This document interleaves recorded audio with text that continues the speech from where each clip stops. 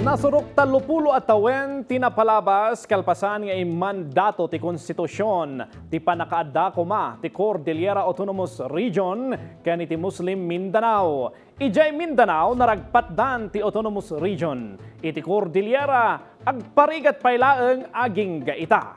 Iti pakasaritaan intay sublian dagiti napaay a plebisito para iti nasawa panggep babaan ken Angel Kim Pengosro. Ti Konstitusyon ti Pilipinas.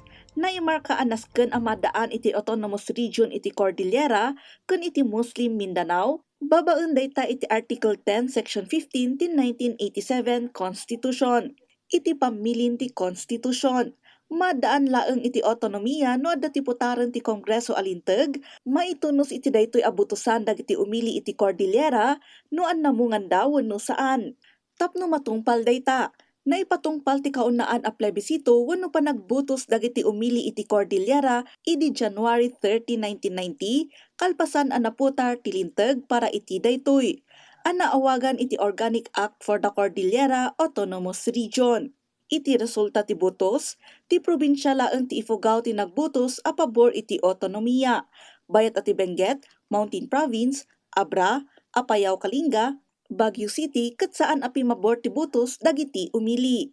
Napaay tinasao a panggep gaputa saan nga agbalin nga autonomous region ti maymaysa laeng a probinsya. Nasken adwa wenno nasursurok pay a probinsya ti mangbukol iti autonomous region. Napintas ti gandat tinaputar alinteg para kuma iti Cordillera gaputa na ituding iti linteg asaan a basta sirken dagiti dadakkel a kumpanya ti Minas, land developer ken dumapay a kumpanya ti ancestral domain dagiti nainsigudan nga umili no saan a palubusan dagiti umili ken ti regional government. Dumakkel pay ti pondo nga agrikos laeng iti Cordillera para iti development. Panggap ti otonomiya ti Cordillera amadaan iti kabukbukudan a gobyerno tapno maimanihar ti rehiyon babaen iti na isang sangayan a kultura ken tradisyon nga iti dayta a gobyerno basit laeng ti panakibiyang wenno kontrol ti nasyonal a gobyerno iti administrasyon ken management karaman iti politika.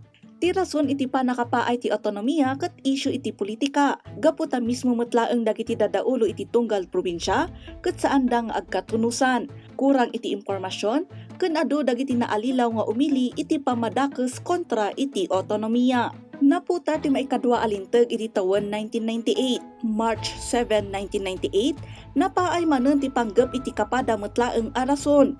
Gaputa ti probinsya laeng ti Apayao ti nagbutos pabor iti daytoy.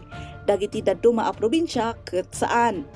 Kalpasan dayta, nagsasaruno agakat ti naipila iti kamara para iti otonomiya ngem saan nga inaprobaran ti Kongreso. Ita atawan, impila manen ni Baguio City Congressman Mauricio Damogan ti gakat alinteg tapno maputar ti otonomiya iti Cordillera.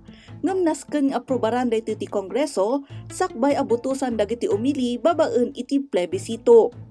Unang-una, there are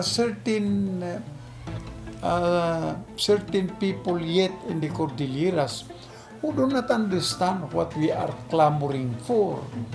And then second, of course, the national government, sa tingin ko not all of those who are in the important positions that in the different departments of the government, including the office of the president, are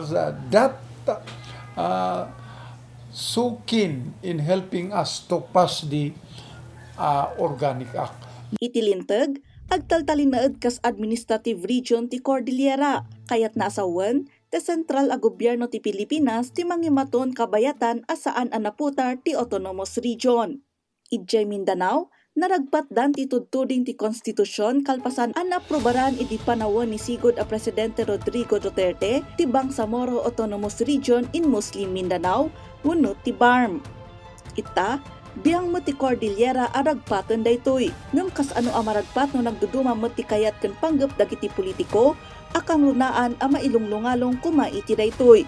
Ken nalaka a maalilaw dagiti umili iti palso ken pamadakes kontra iti otonomiya. Ti baligi ket nakadepende kada tayo nga umili. Kanayon alaglagipon, pasamak idi, adal ita, pagsarmingan iti masakbayan. Angel Kim Pengosro.